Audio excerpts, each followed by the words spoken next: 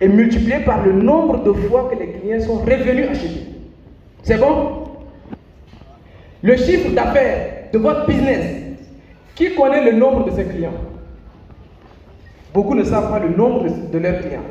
Donc, votre chiffre d'affaires, c'est le nombre de votre client multiplié par l'argent qu'ils vous ont donné et multiplié par le nombre de fois qu'ils sont revenus. Donc, il y a le prix, il y a le nombre de clients même, et il y a le nombre de fois qu'ils sont revenus, la récurrence.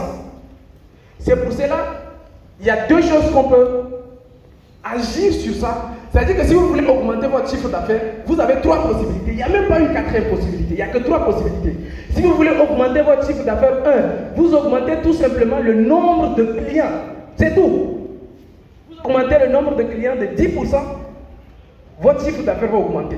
Si vous avez 100 clients, débrouillez-vous à avoir 110 clients. Le prix de vos produits, ce n'est pas bien. Mais il y a des stratégies définies un peu plus tard pour augmenter le prix ou bien le panier moyen. Mais le nombre de fois que le client est revenu est la stratégie la plus puissante. Le nombre de fois que le client est revenu. Un vendeur qui vend une seule fois, vraiment lui, il ne devait même pas faire la vente. Tu ne dois jamais vendre une seule fois à un client. Il y a ce qu'on appelle le coût d'acquisition du client qui est très important. Si tu as fait des publicités, tu as fait des stratégies différentes pour acquérir la personne, il ne faut plus la perdre, il faut le vendre à vie. Dès que tu arrives dans le bureau d'un médecin, le médecin il va te dire que bon, écoute, chaque 3 mois tu dois revenir pour tes visites. Qu'est-ce qu'il vient de faire? Il a créé un système pour que tu reviennes indéfiniment. Il y a des maladies, tu arrives, le gars il te dit que non, c'est dangereux. J'ai commencé un travail dessus, ne va pas chez un autre médecin. Tous les 3 mois, tu reviens, je vais te surveiller. Il dit que l'autre est mort à cause de ça. Donc toi, 3 mois, pile là, tu es chez lui.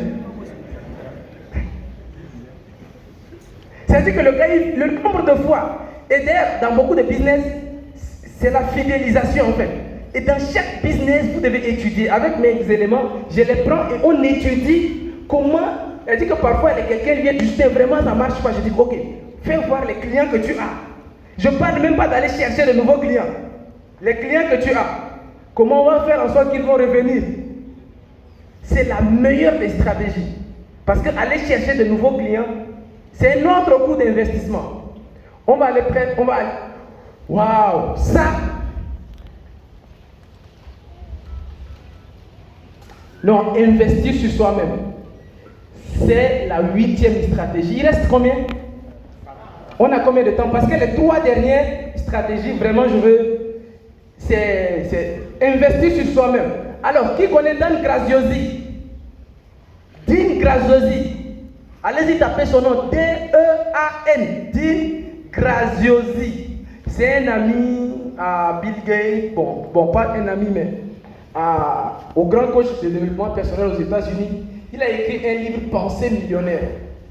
Pensez, il a écrit en 2020 ou 2021 comme ça. Pensée millionnaire. Il y a un autre que j'ai oublié son nom. Lui, il a carrément écrit un livre Comment devenir milliardaire. Et lui-même, il n'est pas encore milliardaire. Il a écrit un livre Comment devenir milliardaire. Et lui-même, il n'est pas encore milliardaire. Bill Gates a acheté son livre.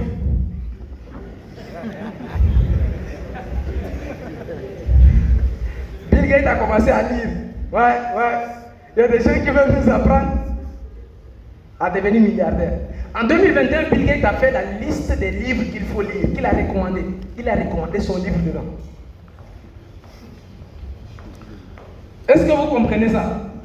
C'est-à-dire qu'il a lu et il a découvert que ce que le monsieur a mis dans le livre là, même s'il n'est pas encore milliardaire, il a découvert des choses qui lui ont amené encore augmenter d'argent. C'est ce que les riches font. Ils apprennent de tout le monde. Ils apprennent de tout le monde.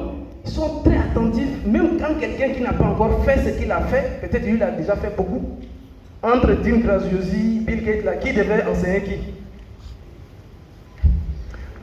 Les gars, ils investissent beaucoup sur eux. Dans les livres, ici quand même, il y a Kindo. Kindo. Il est là dans la salle? Oui. Des jeunes qui lisent beaucoup. Et quand tu vois, tu sens que les gars là, ils investissent beaucoup sur eux. Ils lisent beaucoup. Je dis que non, c'est très bien. Ça fait partie quand même, c'est très important d'investir. Les gars, ils achètent beaucoup, ils mettent beaucoup d'argent dans les formations. Moi, au début, quand j'ai commencé, j'avais très peu de livres dans ma bibliothèque.